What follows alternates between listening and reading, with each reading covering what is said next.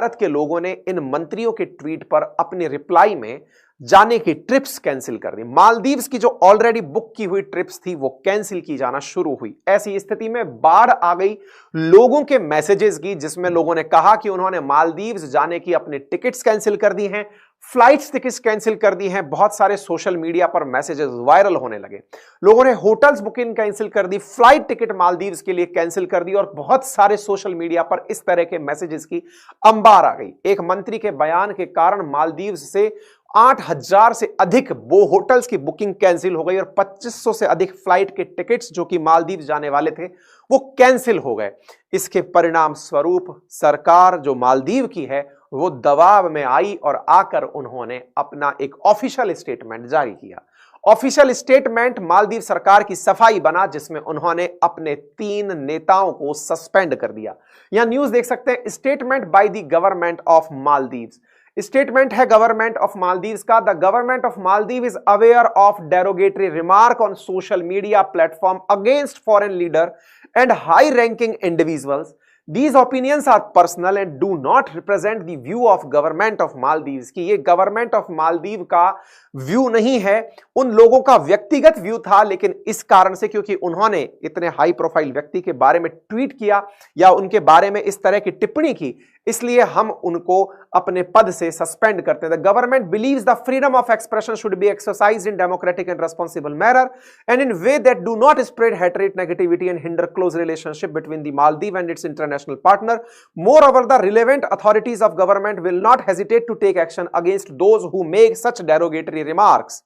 और हमने इस बारे में भी आप लोगों को अपने ट्विटर हैंडल पर जानकारी पहले ही दे दी थी। और ऐसी स्थिति में जानकारी बाहर निकल कर आती है कि Maldives government suspend 3 ministers over racist remark against PM Modi. और यह घंटे भर पहले की न्यूज बनती है कि मालदीव की सरकार ने पहले तो लोगों को साफ अपने देश में समझाया कि ऐसा नहीं करना है, और ऐसा कर दिया तो ऐसे नेताओं को इन्होंने तुरंत अपने यहां से सस्पेंड किया। यह है भारत की सोशल पावर, यह है भारत नैरेटिव। साथियों, सोशल मीडिया का जो सही उपयोग इंडिया ने किया है, देखिए प्रधानमंत्री नरेंद्र मोदी ने लक्षद्वीप जाकर मालदीव को किसी भी प्रकार से डायरेक्ट हार्म नहीं पहुंचाया था, केवल यह कहा था कि लक्षद्वीप भी घूमने लायक जगह है। लेकिन हम जैसे कुछ एक लोग ऐसे बाहर आए जिन्होंने लक्षद्वीप को मालदीव के सामने लाकर खड़ा कर दिया कि ये तो मालदीव का काउंटर है। प्रधानमंत्री नरेंद्र मोदी जो कर रहे हैं वो मालदीव को काउंटर करने के लिए कर रहे हैं। हमने एक बहुत बड़ा इसके ऊपर वीडियो 3 दिन पहले किया, मिलियंस में लोगों ने उसे देखा, शेयर किया। उसका परिणाम लोगों में यह अवेयरनेस बनी कि यह मालदीव को काउंटर करने के लिए ही प्रधानमंत्री का कदम था। पहुंचते पहुंचते मालदीव पहुंच गया। मालदीव के नेताओं को यह बात बुरी लगी कि यार ये तो लक्षद्वीप को हमारे सामने लाकर खड़ा कर दिया, ये हमारी बराबरी कैसे कर पाएंगे। बराबरी में उनसे कुछ कदम गलतियों के बाहर आ गए। भारत ने उनको सबक सिखा दिया और परिणाम यह निकला कि जो प्रधानमंत्री वाकई में चाहते थे वो काम हो गया। चाहते क्या थे? लक्षद्वीप और इंडियन आइलैंड्स को बढ़ावा देना। अब आपके दिमाग में एक बड़ा प्रश्न बनेगा, बाहर अगर कोई घूमने जाता है तो इससे हमें क्या दिक्कत है? मैं बताता हूं क्या दिक्कत है। इंडियन करेंसी बाहर नहीं चल रही है। आप बाहर कहीं घूमने जाएंगे तो भारत में आए हुए विदेशी मुद्रा भंडार को ही बाहर लेकर जाते हैं।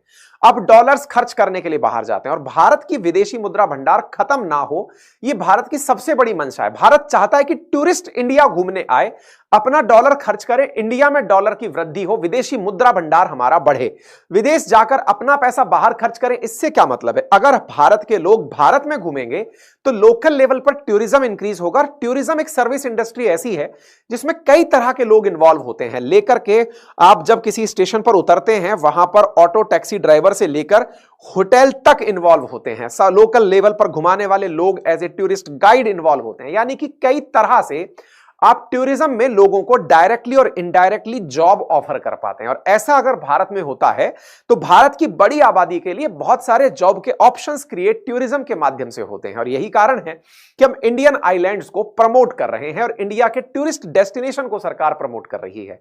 तो संभवतः आप लोगों को सरकार का ये जो स्टैंड है ये अच्छे से समझ में आया होगा।